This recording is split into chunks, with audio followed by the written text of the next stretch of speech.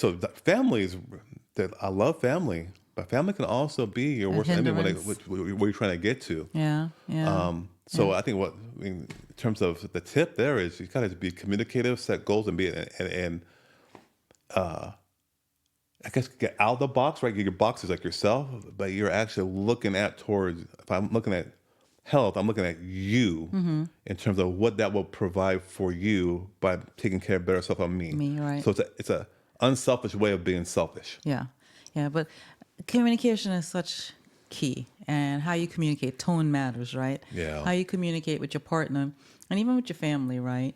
On saying, hey, I would no longer like to take this, or I would like to seek out other options of care to get healthy, and be, say how can we make this happen and work together as a family unit to make this happen. Yeah. You know, it's a big one, a big topic, a big health scare that really puts a splinter between people. Cancer. Oh, yes. I have heard different stories about that too. Because if a lot of times the spouse will have cancer, I am I'm not the one with it, but I would selfishly, you're going to do everything you possibly can by doing the chemo, the radiation, the surgeries, whatever. Right. 'Cause I don't want you to die. I Die, don't yeah. want you to die. Yeah. Whereas you may desire to say, hold on, I don't want to go through that. We're going to go natural. Those are completely two different ways of going about it, and it can really cause a lot of stress, which is not Yes. good to For actually the cancer heal. patient, yeah. Yeah. It hinders them from healing completely. Yep. Yeah. So communication, like you said, tone, it's It's beautiful. yeah, it's extremely key to have those open conversations. And it's just key to just communicate in general in Very important. everyday parts of life, because I feel like I see it a lot with my kids and their friends, and there's different misunderstandings, and even in family, it's like because you don't communicate. Yeah. You don't know how to communicate. And it's like, try your best. If you're afraid to say it to the person, write it down, write letters, however it is to get that point across. Right. Have a counselor, something. Just don't text it. No text. No texting. I was about to say text it. Yeah, no text, no text, no text. Yeah. Okay, so that's number one, which is I think a big one.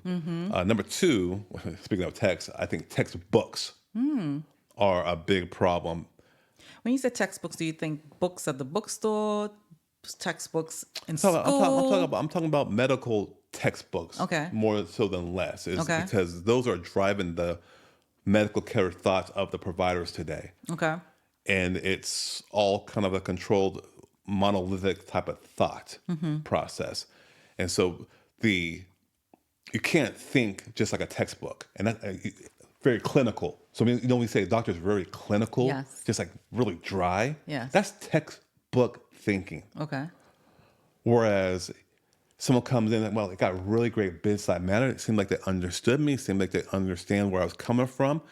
They were connecting with you from a gut spiritual level, right? So it's learning to think with that intuition, with that gut versus that textbook mentality. Okay.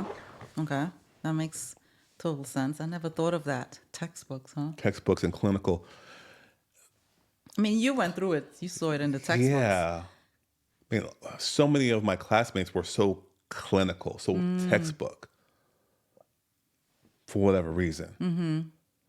I think my strength is that I'm not so clinical, but I can understand the concepts, think it through, but yet understand that your needs and desires may be X versus Y. So just because I'm not going to try to force you to know why. I'm connecting with you, working with you to still get to that healthy level by going down the pathway of X.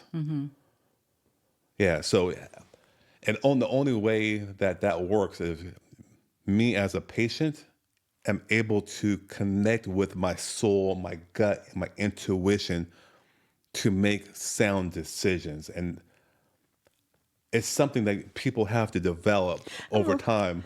I'm laughing because it's like, how many people think like that? They're just trying to get in, to see the doctor's just trying to get in the room and get out because they have to get to the next patient. So it's like a lot of them don't even have I don't want to make it sound bad, but a lot of them don't have that skill set. They don't. They don't even know where to start. Don't even know it's needed. So if you go to the doctor and you don't got a good feeling for it, go find another doctor. And not for the sake of just trying to hear something that you want to hear, but something where they can connect with you and actually give you a real good investigation, problem solving, and work with you to come up with the best path forward for you if you decide to go. Right. Right. Yeah. Um, So doctors can work with you and help you come up with a solution going forward, and not saying, I'm going to fit you into this box of treatment, this one size fits all. the best ones do. Okay. That's my opinion. Here's a good example before we kind of move on.